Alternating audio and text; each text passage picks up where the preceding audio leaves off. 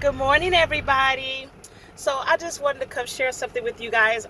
Excuse the gray hair. I'm roughing it just like everybody else, baby, and this gray hair would not let me be great. But anywho, y'all. So last night was my first time back from work since Sunday. So I've been off the last 2 or 3 nights from work, and I get to work and I pull up at the security gate, and I'm always, chopping it up with the security guard. And he was like, he's like, yeah, you heard what's going on around here? And I'm like, no. I said, I haven't been to work the last 3 nights. I said, what's going on? He said, man, they got hazmat suits and everybody cleaning up stuff. And I'm like, what's going on? He said, somebody got sick.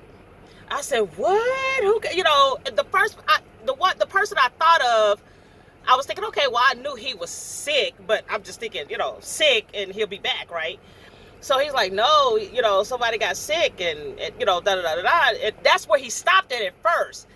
Then he went on to say, yeah, and then they later died. I was like, died? I was like, corona? I'm like, shocked, right? He's like, yeah, corona. I was like, shut up. I was like, he said, one of the dispatchers. And y'all, my heart just instantly grabbed, because I work for a very small trucking company. So whoever he was going to say, I knew who it was going to be. I used to work for big, large trucking companies to where you didn't know by face, you didn't probably know who the dispatcher or the planners were. You might have just talked with them over the phone or something like that. You might never met them in person at a large trucking company, but at the real small trucking companies like this one, whatever name he was going to say, that's just how small it is. It's just a small office. I would have known exactly who he was talking about. Lord, y'all, when he said the name Curtis, I thought I was going to pass out. I came in last week to turn in some paperwork after a run that I did, and there's Curtis and William are the two daytime dispatchers that sit at the front desk. As soon as you walk in, they're the first people you see. Curtis is a black guy. William is a white guy. And I always come in there and mess with them. I'm always saying, hey, what's up, freaking frack? What's up, freaking frack? I'm always messing with them, and they laugh it off. We just laugh, have a good time. And they both are Dallas Cowboy fans, so I'm always coming in there, going in on them, and they always getting back at me about the Saints and the Chiefs. And then when the Chiefs got past the playoffs and headed to the Super Bowl, I was coming up in there acting a fool. I was doing all that, all up in their face, right? Just acting a fool, right? This is just how hard the two of them versus me used to go, right? So last week I came into the office and William was just there. And so I came in there, I said, Frick.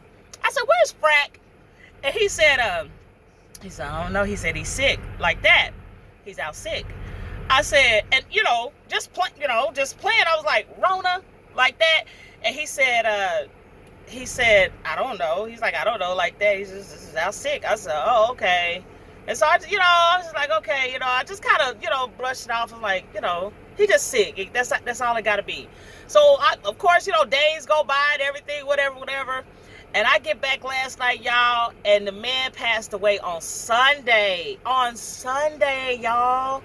I'm just like, last night I was driving in such a daze. It's just crazy because, again, and it's just funny about the last time me and him joked was at the beginning of last week.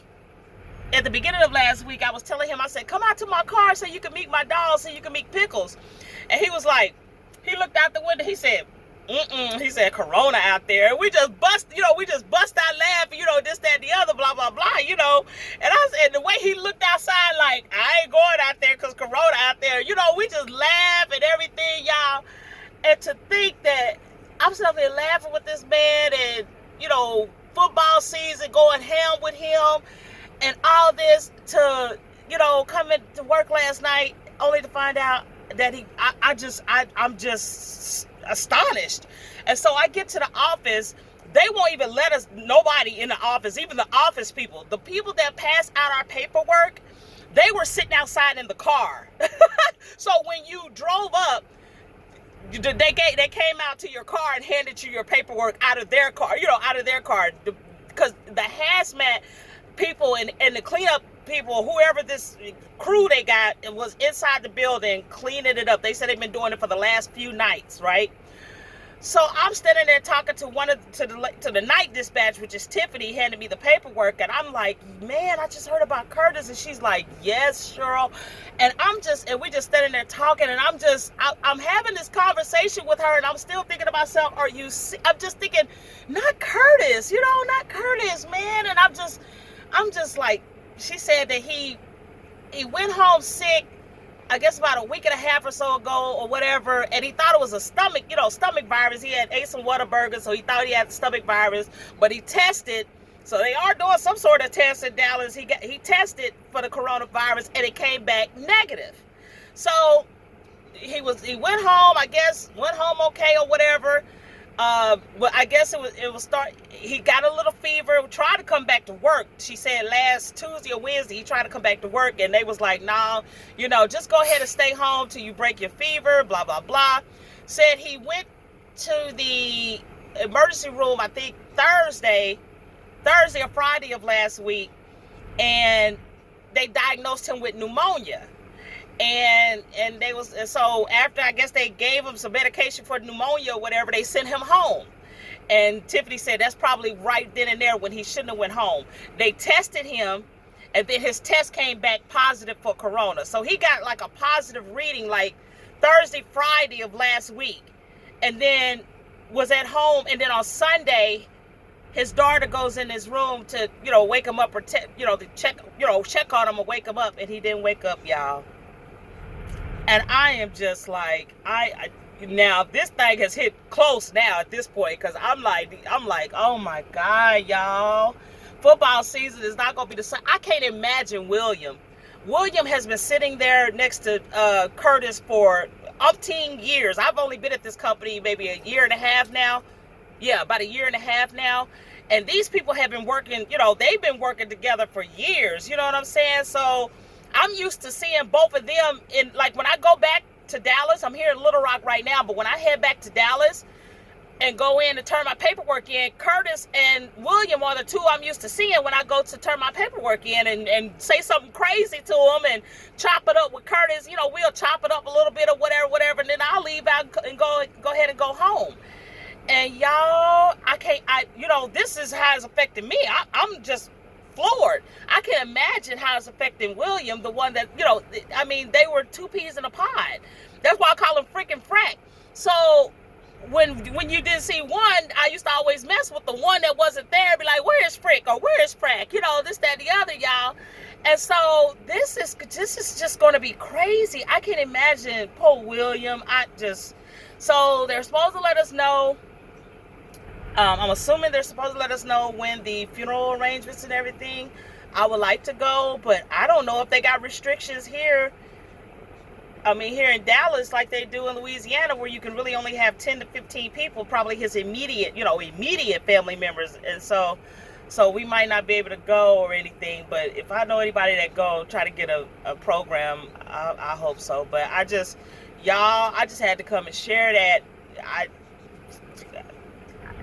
Now I'm learning of somebody that I interact with every day.